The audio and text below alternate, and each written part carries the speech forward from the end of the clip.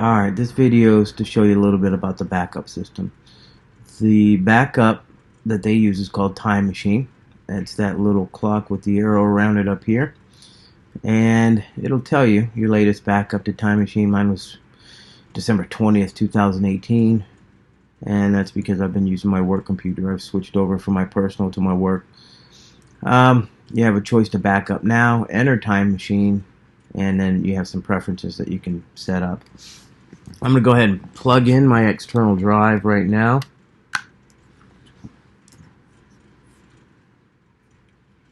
And I have it set on my computer that all external drives will show up here. It's actually named Time Machine. And if I don't do anything, this will start backing up automatically. But what I'm going to do, and it does take some time to back up, but I'm going to go ahead and enter Time Machine right now so that you guys can see what it looks like. So it's a pretty neat setup. As it reads my drive, I'll have all the backups that I have. Now these are complete and full backups. Now I know that we've talked about restoring your Windows after you mess it up. So let me show you that. If I go, let's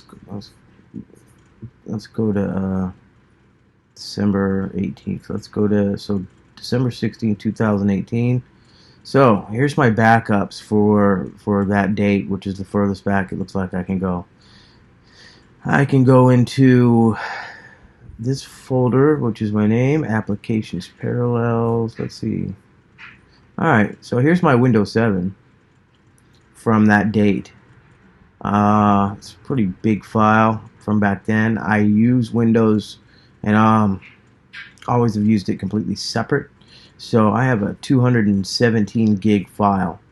Now, when I transferred that over to your guys' computers, I took as much of my personal stuff off of it as I could.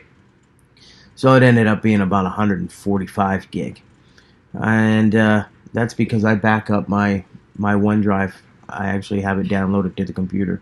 So if I don't have internet, all my OneDrive files are there. If I needed to restore this, I could double-click, not double-click, but two-finger click, which is a right-click, and I could restore it. And so all I would do is delete the one on my computer and restore it back to the latest backup. It takes about 30 minutes for a file that size to slide over, and that's it. So let me get out of this. I'm going to cancel.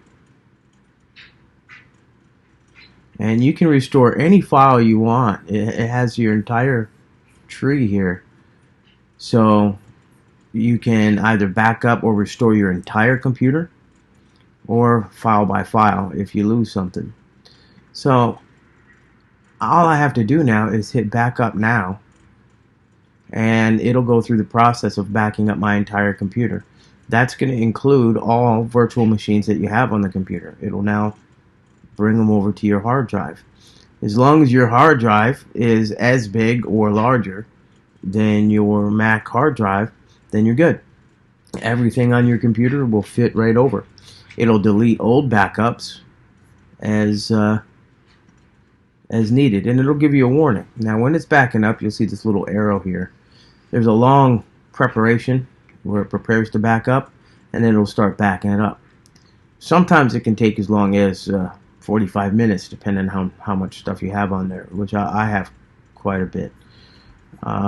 You can set it up where it won't back up certain things. For example, I use iTunes, and I have all my series and all my, some of my movies downloaded.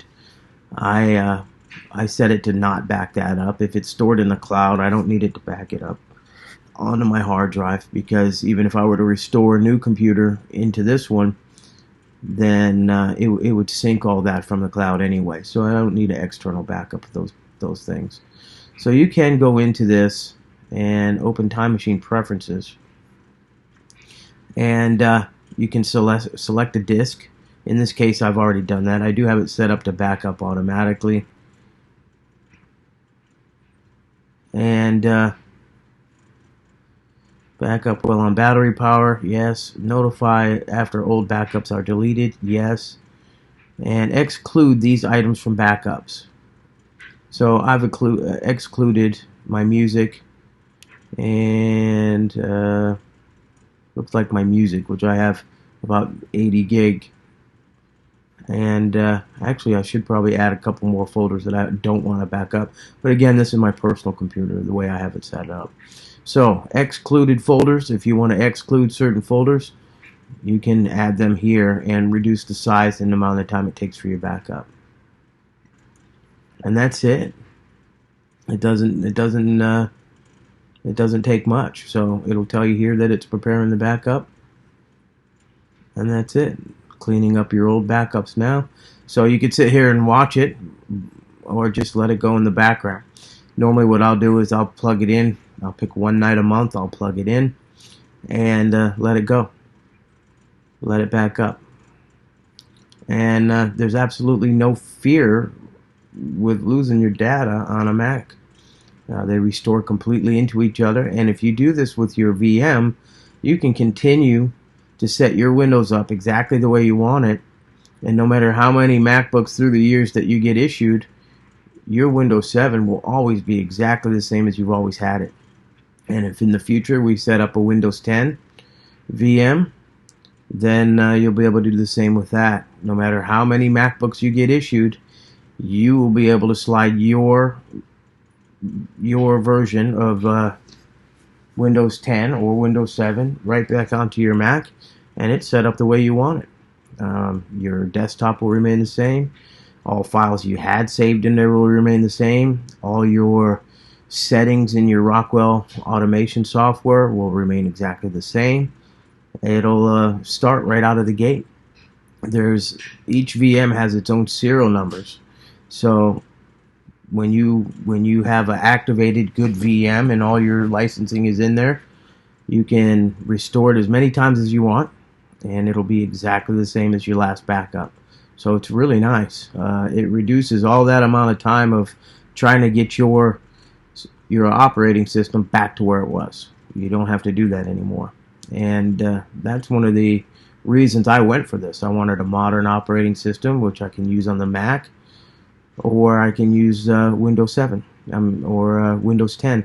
So I have all those operating systems on my personal computer. If I have to do something with Windows 7, I have a good operating system to use. Windows 10 if I want to use it, but I actually prefer the Mac operating system unless something only runs in Windows. And I can't lose anything. Handing you a new computer is no longer a 2-week death sentence. So, any questions, then just email me and I'll make another video. Thanks.